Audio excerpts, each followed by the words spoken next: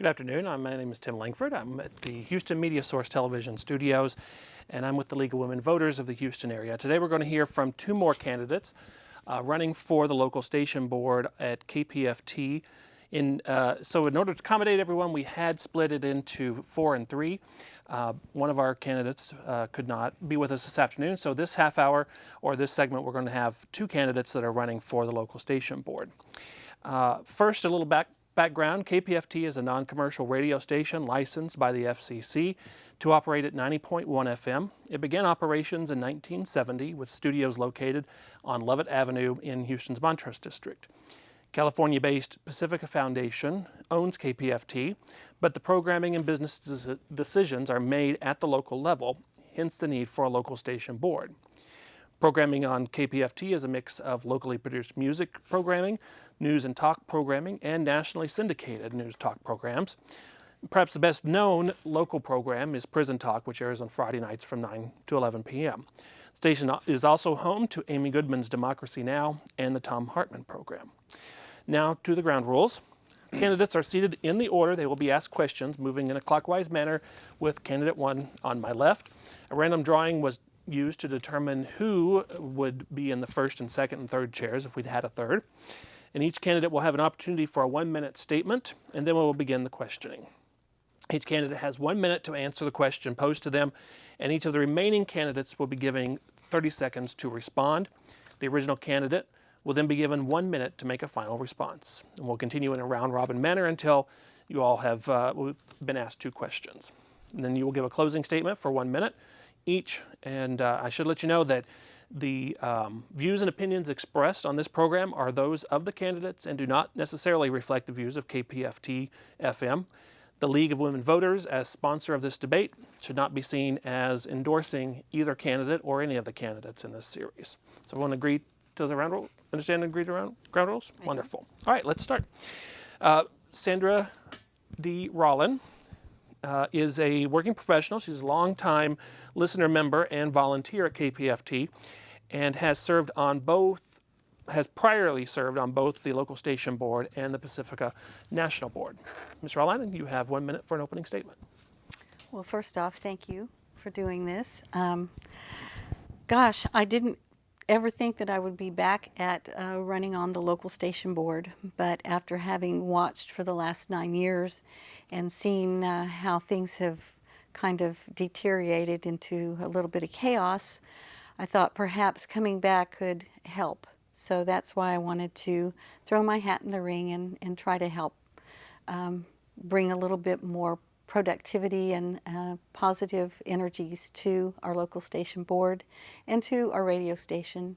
I feel like it's really important for us to help support the paid and unpaid staff and volunteers at the station.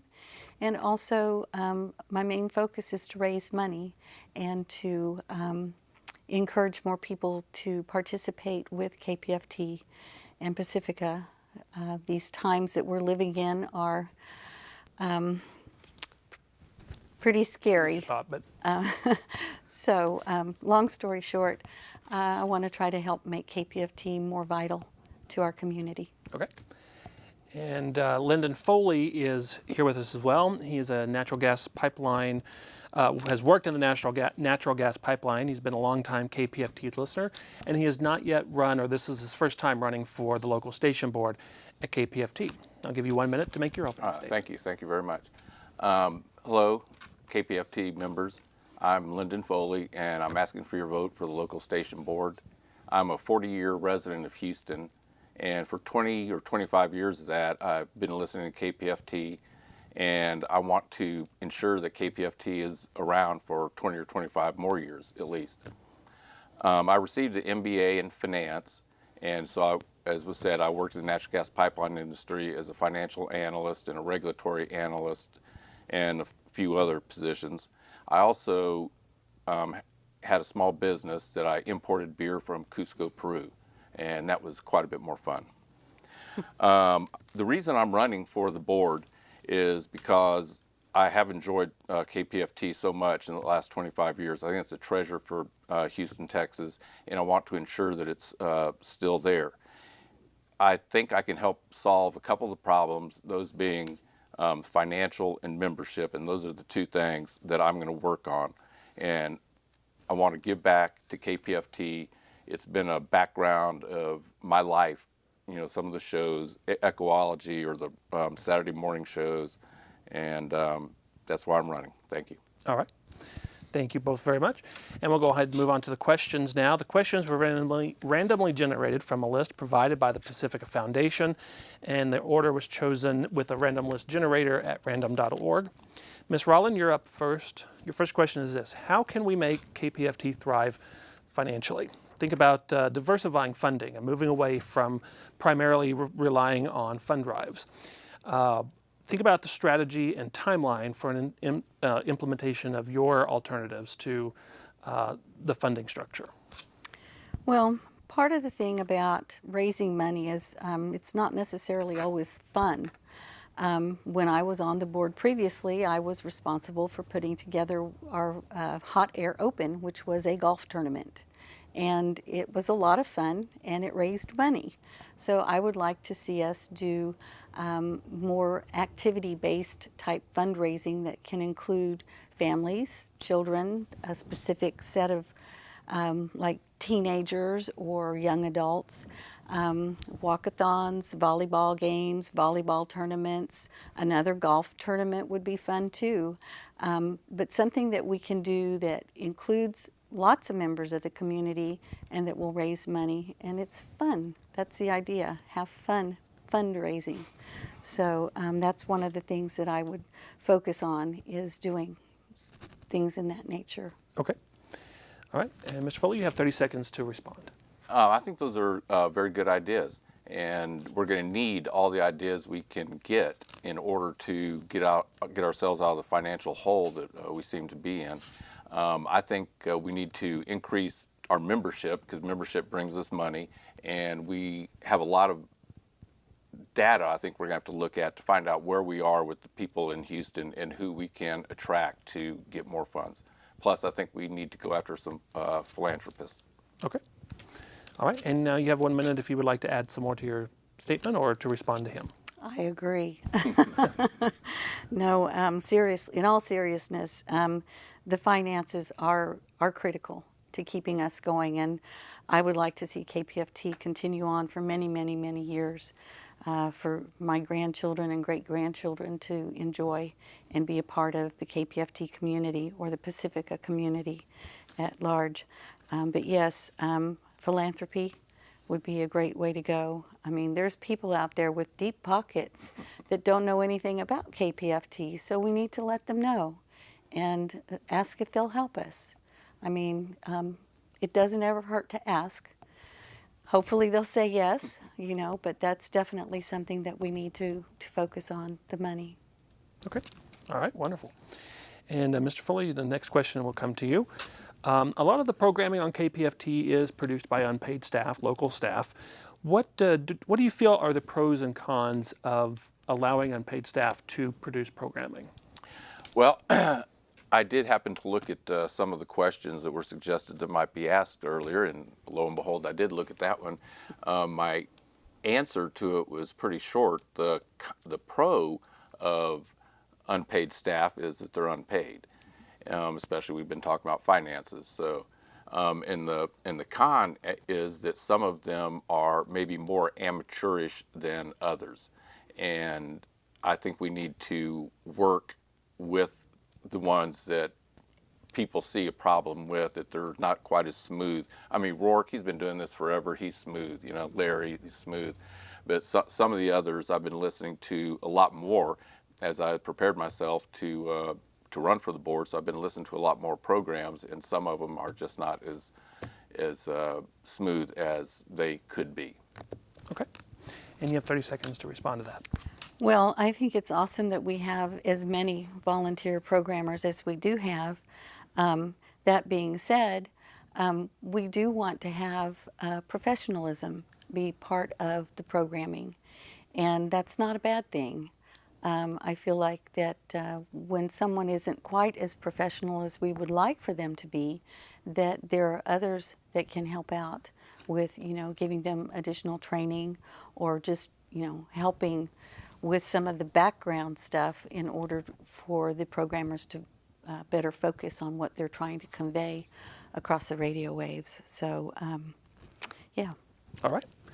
And you have another minute if you'd like to add some more to what you were saying or to respond to her. Well, I think we'll just need to come up with some sort of way that we can, get the program. I guess the programming manager will be the person who will make those decisions as to who he sees or he or she sees needs a little bit more help. And I do know that we have a lot of people who have been there, know what they're doing, and we are a community. So I'm sure we could, the people would help. We just have to facilitate that a little bit. Okay. And time is moving by really quickly, it seems like, with both of you here. So we're going to move on to the second half of questioning. We'll begin the second round with you. Please describe KPFT's target audience. Is KPFT programming representative of the needs of listeners and the listening area here in the Houston area? Please consider the demographics and also consider strategies for communicating with listeners to get their feedback. Oh gosh, well the target audience is very wide-ranging because we have such a variety of programming, but it's programming that you're not going to hear anywhere else. But I would like to see younger people become more involved in KPFT. Most of the younger people that are currently involved have heard about it through their parents, or in my case, the grandparents. My grandson in Seattle streams KPFT because he lived here for a while and he liked listening to it. But in the general Houston area, we would like to focus on bringing younger people on board. They have a lot to offer, but we also need to take into consideration the old-timers who've been around that can help teach the younger ones some of what's going on and how to convey it better to our community. I'm sorry, what was the other part of that question? Well, just I think you've pretty well answered it. I just was more along the lines of consider strategies for communicating with listeners to get their feedback. But let's come back to that. Give him a chance to respond, and we'll come back to you for more.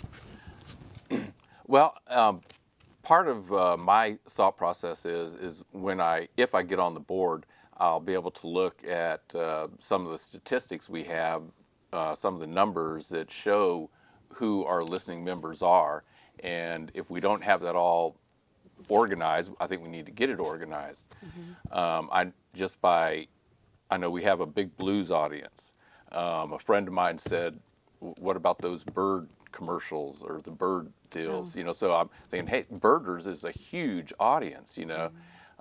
Generation radio, that's an audience. I used to listen to Technology Bites. There's another demographic. So we've got them all over the place. We need to refine what we're doing, I think, and make sure we have a better grasp on who we are. And yeah, we are going to have to get younger. Okay. Because we're going to be gone after a while. So. And you have now another minute. Okay, well, so yes, getting younger people involved is one of the things that I think is important. The fact that we have such a variety of programming, everything from health to politics. Don't forget the music and the entertainment, educational programming. There's such a wide variety that I really feel like if we get feedback from people, they can help guide us into what they want to hear, what would be more popular. And if it's a popular program, then it's going to help raise money. And it will reduce the amount of time that's spent on on-air fund drives.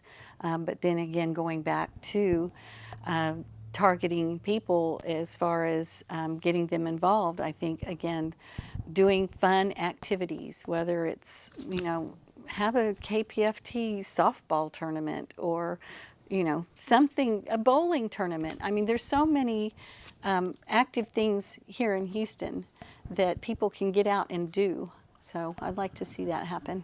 All right. And the last question of the day goes to you, Mr. Foley. How does KPFT evaluate programming and make decisions to change, such as add and remove programs? Do you think that this process can be improved, and in what way? Well, I really wish you had asked a different question. Can we reshuffle those?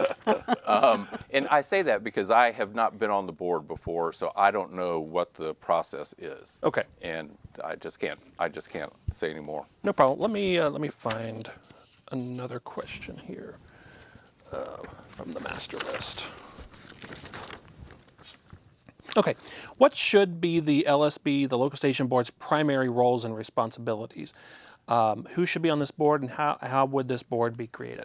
I came across something, I think last night or the night before, and it said that the LSB is supposed to either do the budget or approve the budget. I'm not quite sure which. Mm-hmm. And so obviously that was one of their main responsibilities. And another responsibility, one of the main responsibilities that was mentioned, was to evaluate the program manager and the general manager.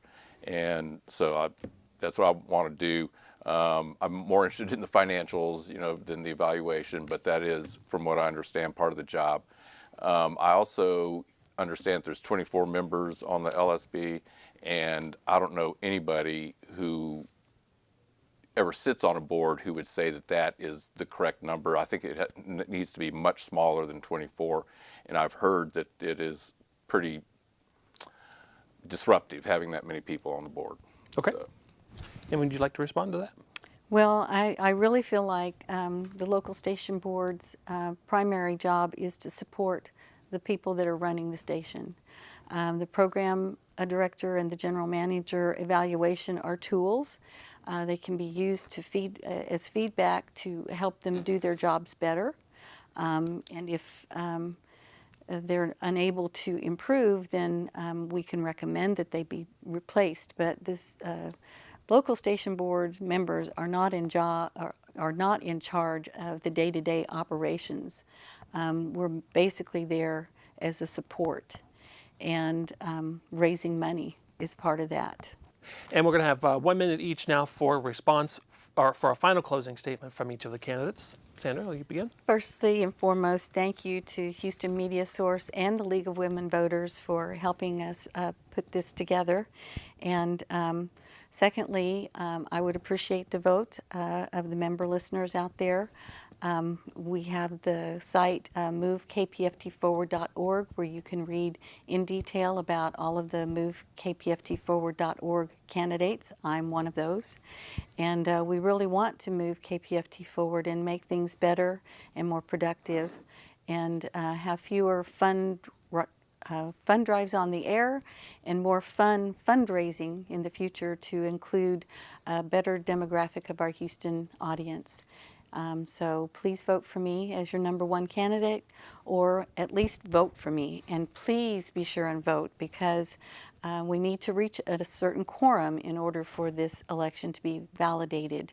So everybody out there that's got your ballot in the mail or in the email, please be sure and vote. Thank you. Okay. And Mr. Foley? I'd like to thank you all also. Sandra, you're such a professional. Thanking the Houston Media Source and the League of Women's Voters, which is a very, very important organization. We appreciate it all the time. I'd just like to say I'm also part of the the Move KPFT Forward group. I would really like to serve the community on the local station board, and I believe that I can. I'm going to work on idea generation and problem solving. We have to do those two things. And like I had an idea just today when I said, what if we had James Harden come on and do an hour of his favorite music? And he has a social following that I'm sure is larger than KPFT's. Or if we had J.J. Watt do 1 hour, we can work something out. We can iron these things out, but we have to have ideas. We have to be thinking outside the box. And thank you very much, and please vote for me, Lynden Foley.